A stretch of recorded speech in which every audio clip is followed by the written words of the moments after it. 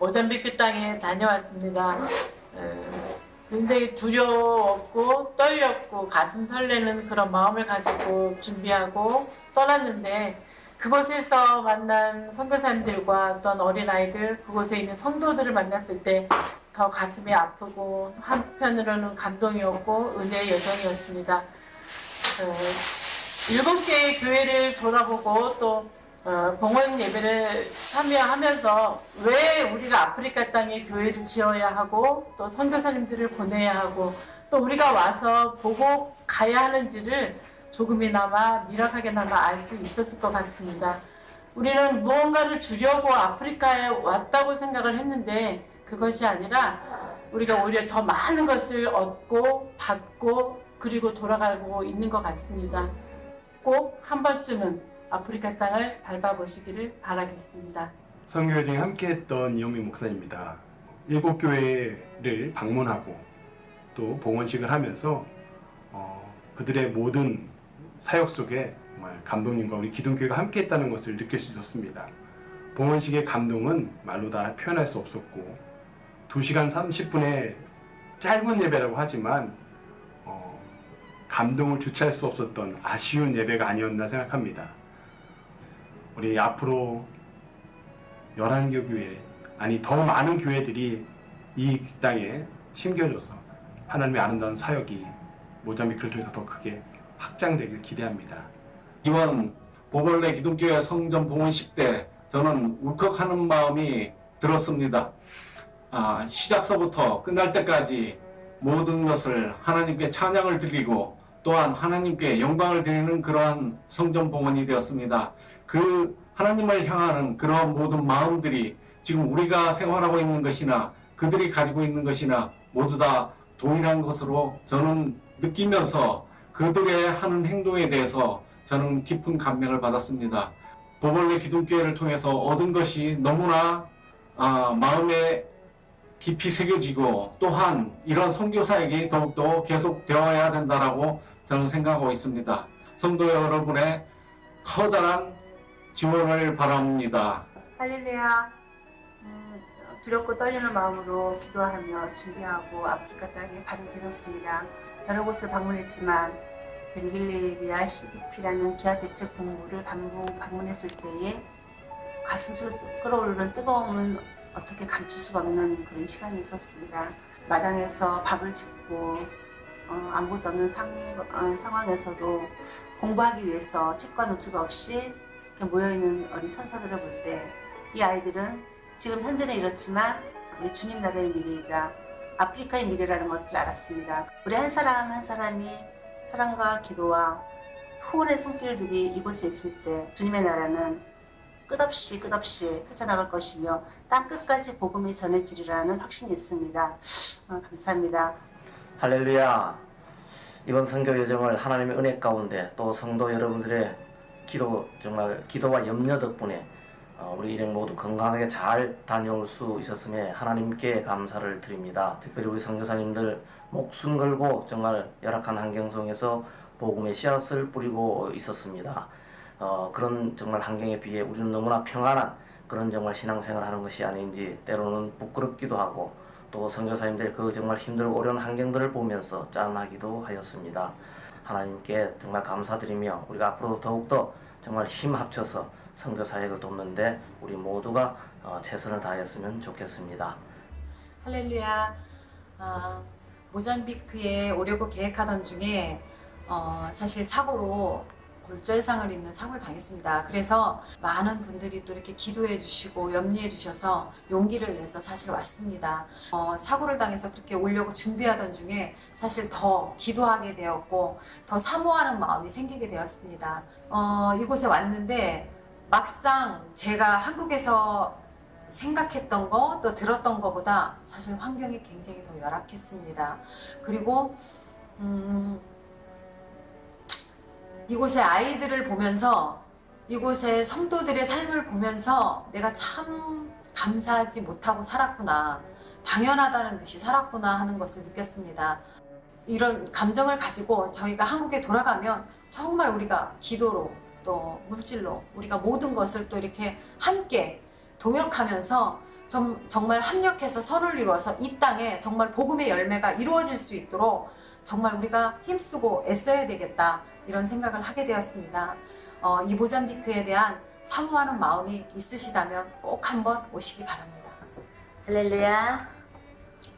저는 이번에 보블레 기둥교회를 봉헌하는 예배를 이제 참석함으로써 정말 그전에는 감독님이 갔다 오시면 갔다 오셨나 보다 이런 정도의 그것만 생각을 해봤지 현장에서 와보니까 정말 우리들이 기도하는 것 중요하지만 정말 선교비로서도 우리가 물질로서도 정말 우리가 할 수 있는 날 아낌없이 해야 되겠다라는 것, 그리고 어디를 가도 우리처럼 우리 기독교회처럼 우리 감독님처럼 그렇게 지속적으로 그렇게 정말 이렇게 교회 선교지를 이렇게 돕는다는 것이 결코 쉬운 일도 아니지만 하는 데도 없다라는 걸 생각을 해보면서 끝으로 저는 그랬습니다. 아직까지는 좀 부끄러웠지만 이제 앞으로는 달라져야 될 것은 기도하는 건 물론이고 감독님 가실 때마다 담은 얼마만큼씩이라도 꼭 이제 정말 선교배를 드려야 되겠다라는 것을 정말 절실하게 느꼈습니다. 제가 뭔가 많은 것을 못 갖고 온 것이 너무 안타깝고 정말 그렇습니다. 여러분 아시죠? 항상 승리하시고요. 이거 잊지 마세요. 정말. 그리고 가실 수 있는 분들 가세요. 승리하세요. 선교지를 돌아보면서 기독교에 세운 여러 가지 그 교회의 모습들 보면서 기독교의 저력과 또 영향력과 또 기독교의 영향 어떤 힘을 영적 능력을 체험하는 그런 기회였습니다. 선교하는 교회가 부흥하는 것, 그리고 또 활력 있다는 것, 또 질서 능력 있다는 것을 알 수 있는 그런 기회였습니다. 또 달리 기독교가 아니라 부천뿐 아니라 우리 세계의 영혼을 품고 그 영혼을 천국 이끄는 불기둥, 구름기둥임을 알 수 있었습니다.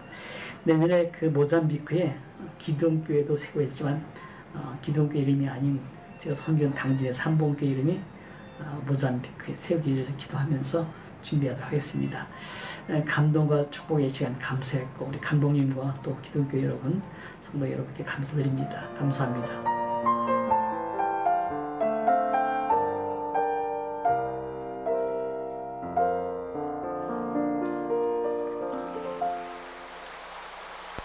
감사합니다.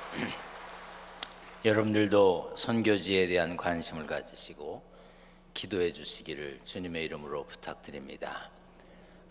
우리가 일할 수 있는 것, 또 도울 수 있는 것, 하나님이 주신 은혜요 축복이고 또 우리를 통로 삼으신 것에 대해서 감사드립니다. 여러분들 모두가 축복의 또 나눔의 베풀매 통로가 되시기를 축원합니다. 우리 옆에 분과 인사합니다. 우리 축복의 통로입니다. 이렇게 인사합니다. 많은 분들이 시편 23편은 다윗이 어릴 때 목동일 때 썼을 것으로 생각합니다. 그러나 여러 학자들은 다윗의 말년에 다윗이 가장 힘들고 어려운 경험을 한 후에 쓴 것으로 추측합니다. 내가 사망의 음침한 골짜기로 다닐지라도 원수의 눈앞에서 내게 상을 차려주시고 이런 표현은 전쟁 같은 치열한 삶을 산 사람의 입에서 나올 수 있는 신앙적인 표현입니다. 다윗은 평탄한 삶을 산 사람이 아닙니다. 그런데도 다윗이 하나님의 마음에 합한, 하나님의 마음에 맞는 사람으로 인정받은 이유는 여호와는 나의 목자시니라고 고백하는 삶이었기 때문입니다. 우리 삶의 고난과 역경이 있더라도 하나님만 목자로 믿고 고백하며 의지한다면 하나님의 인정을 받는 삶이 될 것입니다.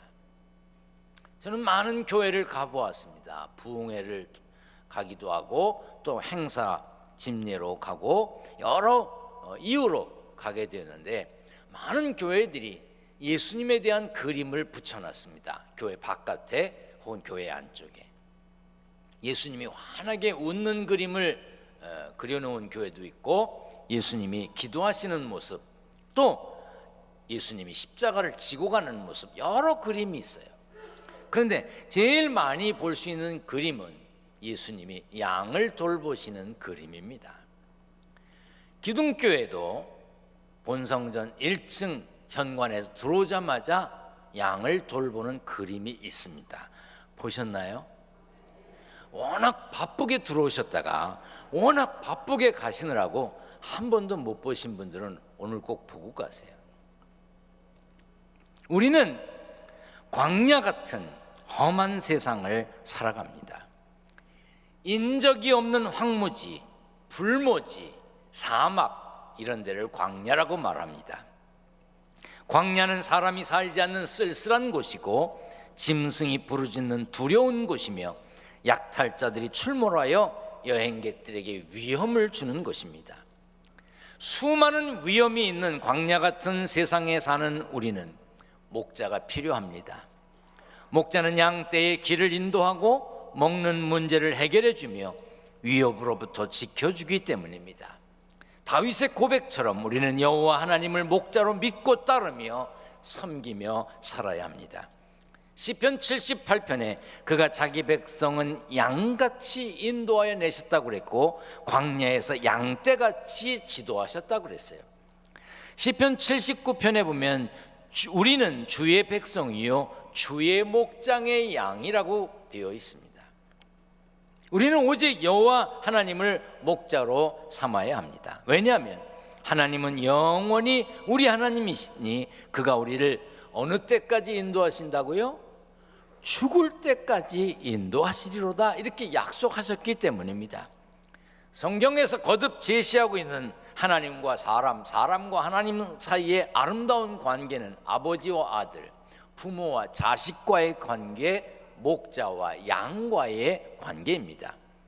여호와는 나의 목자라는 말은 인간과 창조주 하나님 사이에 심오하면서도 실제적인 관계를 암시하는 것입니다. 이 말은 한낱 유한한 인간이 전능하신 하나님의 아낌받는 대상이 되었다는 뜻입니다. 우리나라에서 제일 흔한 욕이 있죠.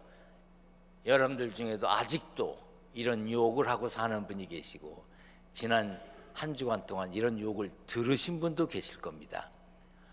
복날에 고난당하는 짐승, 그 짐승을 앞에다 붙여서 하는 욕을 많이 하고 많이 듣습니다. 지난 주간에도 별 생각 없이 했던 분들이 계실 겁니다. 운전하다가 앞에 확 끼어드는 사람 보고 저런 착한 분 계신가 이랬어요? 아마 이런 소리 했을지도 몰라. 개 같은 놈, 개자식, 개새끼. 근데 내가 가만히 생각해보니까 왜 개예요? 에? 제가 뭐 이게 왜 개인지는 찾아보지 않았어요. 뭐 그런 것까지 찾아볼 필요는 없고 뭘 얘기하려고 그러냐면 중동 지방에서는요 양 같은 놈, 양새끼 이 소리를 싫어한다네. 왜 그러나?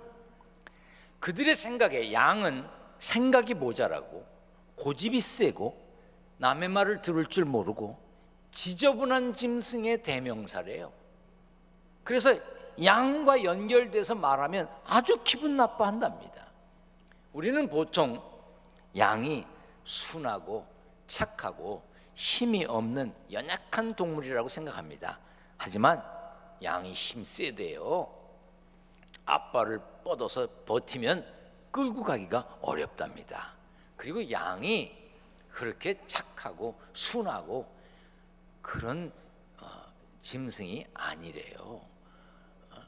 그래서 사실 목양, 목회하는 걸 목양이라고 그러는데 그래서 목양하는 목사들이 힘들대잖아. 양들이 그렇게 착하지 않거든요. 이사야 53장에 보면 우리는 다 양 같아서 그릇 행한다. 양이 그릇 행한데 잘못 행한대. 양에게는 꼭 목자가 있어야 합니다.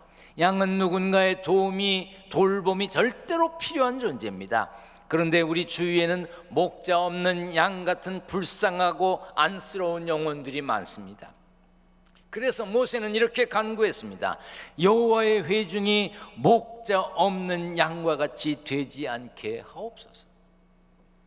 선지자 미가야는 온 이스라엘이 목자 없는 양같이 산에 흩어졌다고 했고, 예수님은 큰 무리를 보시고 그 목자 없는 양 같음으로 인하여 불쌍히 여기셨다고 그랬어요. 불쌍하고 딱한 사람은 선한 길로 인도해 줄 목자가 없는 사람, 자신이 나쁜 길을 가더라도 옳은 길로 가라고 지도해 줄 목자가 없는 사람, 하나님 없이도 얼마든지 잘 살 수 있다고 믿고 사는 어리석은 사람, 그 사람이 불쌍한 사람입니다. 하나님은 우리에게 반복적으로 말씀하십니다. 너희는 연약하다. 너희는 스스로 지킬 수가 없다. 내 인도와 보호 아래 있어야 한다. 성경에 보면 계속 말씀하십니다. 하지만 양처럼 고집센 인간들은 그 말씀을 무시하고 혼자서도 얼마든지 잘 살 수 있다고 큰 소리칩니다. 마태복음 9장에 보면 예수님은 무리를 보시고 불쌍히 여기시니 이는 그들이 목자 없는 양과 같이 고생하며 기진함이라. 목자 없는 양은 고생하고 기진해. 그럼에도 불구하고 많은 사람들이 하나님 없이 살려고 합니다. 심지어 하나님을 아버지라고 고백하는 그리스도인들 중에도 하나님의 말씀을 따라 살아가야 될 필요성을 절박하게 느끼지 못하고 사는 사람들이 많이 있습니다. 우리는 전능하신 하나님을 나의 목자라고 고백하며 따르는 삶이 되어야 합니다. 우리는 다윗처럼 여호와는 나의 목자시니 내게 부족함이 없으리로다, 이런 고백을 할 수 있어야 돼요. 따라서 합니다. 여호와는 나의 목자시니. 뭐 다른 사람의 목자, 목사님의 목자 아니에요. 여호와는 나의 목자가 되실 때 내게 부족함이 없는 거예요. 따라서 합니다. 여호와는 나의 목자시니 내게 부족함이 없으리로다. 부족함이 없다는 건 선한 목자의 돌보심에 완전히 만족하고 있어서 더 이상 바랄 것이 없다는 의미입니다. 그런데 목자이신 하나님이시지만 우리가 원하는 모든 것을 다 주시지는 않습니다. 부모가 아이들이 사고 싶다고 다 사줍니까? 먹고 싶다고 다 줍니까? 입고 싶다고 다 해줘요? 갖고 싶다고 다 줍니까? 그건 오히려 아이를 망치는 거예요. 제가 지난번에 손자를 만나러 갔는데요, 이게 오후 2시, 3시 이때쯤 되면요 피곤하잖아요. 그럴 때요 달달한 거 먹으면 아주 좋습니다. 안 그래요? 오후 2시쯤 달달한 거 먹으면 아주 기분이 좋다고요. 그래서 제가 아이스크림을 먹으려고 이렇게 하는데 손자가 옆에 왔어요. 뭔지 자꾸 쳐다보는 거예요. 그래서 제가 한 숟갈 떠서 입에다 넣어줬어요. 좋아할까요? 좋아할까요? 좋아하지. 달달한 게 입에 들어가는데 얼마나 좋아해? 그런데 그거 주면 안 된다고 하는 여인이 있더라고. 안 된대. 그래서 아니 왜 안 되냐 그랬더니 그걸 먹기 시작하면 밥 안 먹는다는 거예요. 그래서 아니 뭐 내가 기분 좋게 줬는데 그걸 안 된다는데 뭐 또 줄 거 뭐 있어. 나도 관뒀지. 나도 못 먹었어 덕분에. 왜 못 먹게 해? 그거 먹으면 안 되기 때문에 못 먹게 하네. 내가 뭐 독약을 줬어? 뭐 그렇게 정색할 필요가 뭐 있어? 하나님이 목자가 되었다고, 하나님이 목자라고 고백한다고, 하나님의 말씀을 따르며 산다고 해서 하나님이 우리에게 다 주시는 게 아니다 이 말이에요. 정말 우리에게 필요한 것은요 하나님이 내 목자가 되시느냐 하는 거예요. 내게 부족함이 없으리로다 하는 이 말씀을 번역한 걸 여러 가지로 보면 영어 성경에 보면 나는 부족이 없습니다. 다른 번역에는 나는 원하는 게 없습니다. 다른 번역에 보면 나는 필요한 게 없습니다. 그 말이에요. 아니 왜 필요한 게 없어? 하나님이 내 목자가 되시면 내게 더 필요한 것이 없고 충분하다는 거예요. 이것이 우리에게 가장 중요하고 기초적인 고백입니다. 여러분 어디를 가게 되는데 조그만 애가 기저귀 챙기고 젖병 챙기고 간식 챙기고 그래요? 엄마가 챙기는 거야. 가자 그러면 그냥 끌려가면 되는 거예요. 따라가면 되는 거예요. 어린아이에게 있어서는 엄마만 있으면 부족함이 없는 거예요. 할렐루야. 신앙생활하는 우리도 마찬가지입니다. 여호와가 내 목자가 되시지 않기 때문에 문제가 되는 거예요. 어느 교회 목사님이 주보를 만드는 인쇄소에서 전화가 온 걸 받았어요. 인쇄소에서 연락 오기를 뭐라고 하냐, 목사님 주보에 설교 제목이 없네요 그랬어요. 우리 교회도 이 주보는 목요일 날 인쇄해서 파일로 목요일 날 이제 만들어서 파일로 인쇄소에 보냅니다. 그러면 프린트해서 토요일 날 가져오면 주일 날 성도들이 보는 거예요. 아주 뭐 급박한 일이 있거나 그러면 뭐 혹시 금요일 새벽에도 보낼 수도 있지만 대부분 목요일 날 보냅니다. 그러니까 목요일 이후에 되어진 일은 주보에 나가기가 어렵습니다. 그런데 이게 사람이 하는 거라 때로 뺄 때가 있어요. 틀릴 때도 있고 그렇지요. 근데 아마 이 목사님은 설교 제목을 빼먹었나 봐. 목사님 설교 제목 좀 알려주세요. 그랬더니 목사님이 아 그런가요? 여호와는 나의 목자십니다 이렇게 말해줬어요. 아마 시편 23편 본문이었던 모양이야. 그 목사님은 평상시에 설교 제목이 길었던 목사님인가 봐요. 나는 짧아. 오늘 설교 제목도 나의 목자 끝. 긴다고 기억해. 그래서 항상 짧아. 아주 특별한 날 아니면 거의 짧아. 그 이 목사님의 설교 제목이 늘 길었던 분이라 인쇄소 직원이 한 번 더 확인합니다. 여호와는 나의 목자시니 그거면 됩니까? 그랬더니 목사님 아 예, 여호와는 나의 목자시니 네 그거면 충분합니다. 그리고 전화를 끊었어요.